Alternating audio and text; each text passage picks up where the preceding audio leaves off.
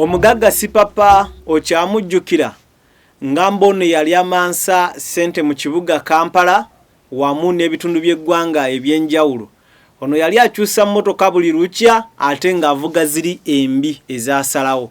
Ebyo nno si byenza okubeera nga gamba olunaku olwaleero amawulire genkuletedde si malungi ku saidi ye. Ayolekedde okuvundira mu kkomera e Luzira oluvannyuma lw'omukazi okuvaayo n'amulumiriza okubeera nti yatta Bibi we oba yatta omwana we omuto nnyini ddala. We baalumba amaka gaabwe wamu ne banne okubeera nga bayiko bibagala okubeera nga ate banyakulula. Ate Omusudani agamba nti Sipapa yamubbako akawumbi kamu mu obukadde 650 ate naye ebibye si birungi. Kigambibwa nti sente zino naye yasooka zinyakula mu ggwanga lya South Sudan naye sogga eggwanga lya Uganda joge eno gye yagwira ku mugezi Sipapa wamu ne banne okukakananga naye bamutegudde. Ebyo n'ebisingawo byenkuletedde ku Mukutu Viki exclusive agangenze Wansaleke Joel. Video soko jimpere kaleko ojwa kaleko boji wadde omulio kutuka neko yena gwetana bakubanga ate etukako atana bakubeera ngo subscribing nga man subscribe akada ko nyamoka nzire mu kigampa personalizo kanterem all kigenda kuyambako kubeera nga ofuna embozi za fezo na zetutaddeyo ate mukadde.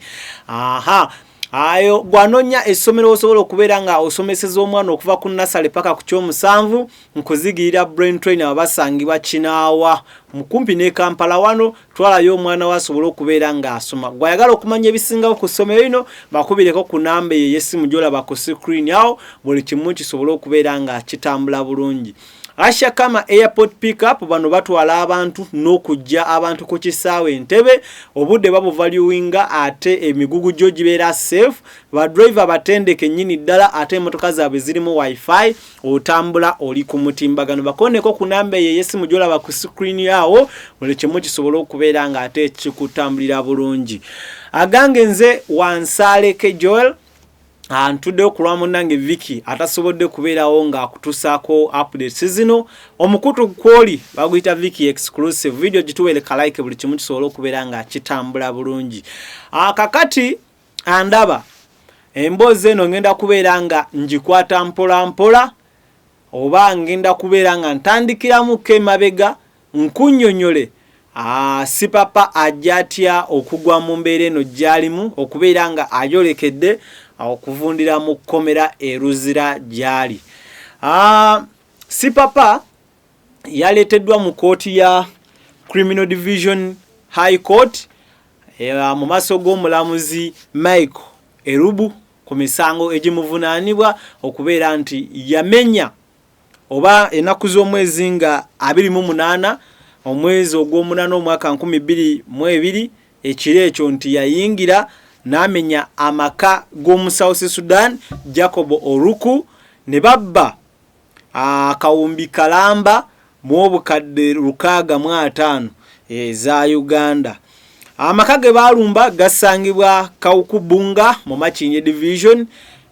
Sipapa ne banne kigambibwa nti baalumba nga bamaze okutegeera nti Omusudan yono ayina kalinamu ate nga kawera.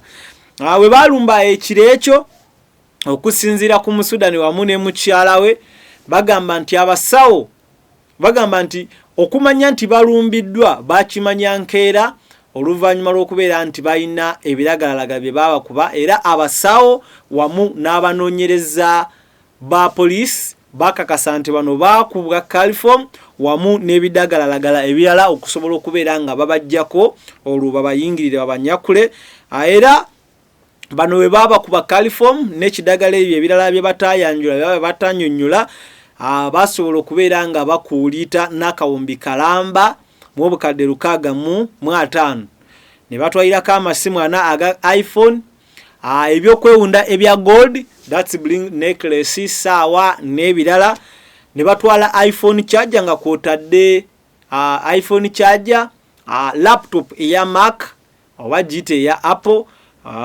kosa ne TV set.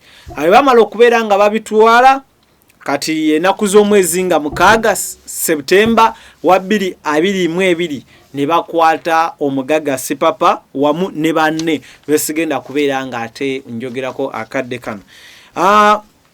Bwe batwala Sipapa mu kkomera azze ajja mu kooti we bamuzaayo eruzira ate buli lwajja bamwongerako emisango oba bamusomera emisango emirala emipya. Kakati olunaku lw'eggulo babadde mu kooti eya Criminal Division High Court, kooti y'abazi b'emisango ejja Naggomola. Nnyinza okubeera nga nkyogera Oruk Jacob omusawo Sudan wamu ne mukyala we bayimiridde mu maaso g'omulamuzi Michael Elubu. Omukazi n'alumiriza Sipapa okubeera nti akadde ako olunaku lwe baalumba amaka gaabwe omukyala ono yali lubuto olukulidde ddala, nti era webawakuba California ono babakuba munjo kakananga akosezza olubuto lw'omukyala ono era omwana n'avaamu. Omukyala ono agamba nti obuvunanyizibwa bwa bebi we okufa abuteeka ku Sipapa oba Charles Oliem wamu ne banne be yayingira nabo okubeera nga bababba. Oba okitegedde? Kati n'asaba kooti esobole okubeera nga essaawo obwenkanya ku nsonga eno eri omusaayi guli oba eri omwana we omuto gwe batta nga tannaba kubeera nga ate atuuka.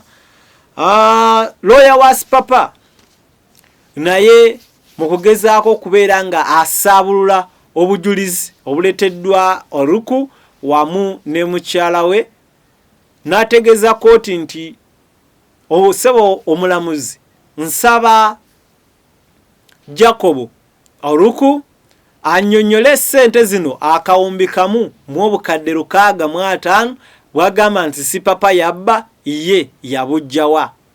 Annyonnyola awatuufu we yajja ssente ezo ze yali ayina mu nnyumba.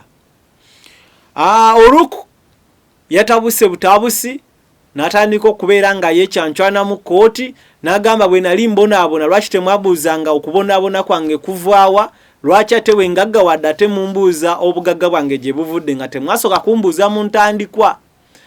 Naye ate lawyer wa Sipapa agamba nti omwami ono yali komishona mu ggwanga lya South Sudan nga yakulira ebyokugaba akasiimo oba pension eri abakozi ba gavumenti abagenda okubeera nga bawummula, nti naye ye ng'omuntu kye yakola ssente zino akasiimo ka banne ate yakuulita nako n'ayingira nako eggwanga Uganda asobole okubeera nga awa famire ye obulamu obweyagaza, kwosa n'okubeera nga ajoga nga enjoga y'ennaku zino bweri. Nti omuyaayo ono yayingira wano asobole okubeera nga ajoga. Okugezaako okubeera nga okugatiragatira dots gye buvuddeko akulira government oba president w'eggwanga lya South Sudan Salva Kiir yavaayo n'asaba president we Kaguta Museveni yamuyambe kubamu bagamba nti bakulu mu gavumenti ye nti naye babba ssente bamala okuzibba ne bayingira eggwanga lya Uganda ate ne bazisiga eno ne bazimbayo ebizimbe ne bakola factories ez'enjawulo ne badda mu bulamu obw'okweyagala, naye ng'ate ssente ze bazibbye mu gavumenti ye oba ssente ya miwa musolo ne bajingiza mu ggwanga Uganda. Era n'asaba President His Excellency Yoweri Kaguta Museveni asobole okubeera nga amuyambako azzeeyo abaami bano n'abakyala bano abaali abakungu mu gavumenti ye wabula nga babba ssente ne bayingira eggwanga Uganda, nti abazeeyo mu South Sudan basobole okubeera nga ate bavunaanibwa. Embeera bwetyo bweri ku mugagga Sipapa, embeera bwetyo bweri katumusabire asobole okubeera nga avunuka embeera eno oba nga asimatuka ekomera, naye nga ko akaseera kakyamubeeredde kazibu okusobola okubeera nga afuluma ekomera.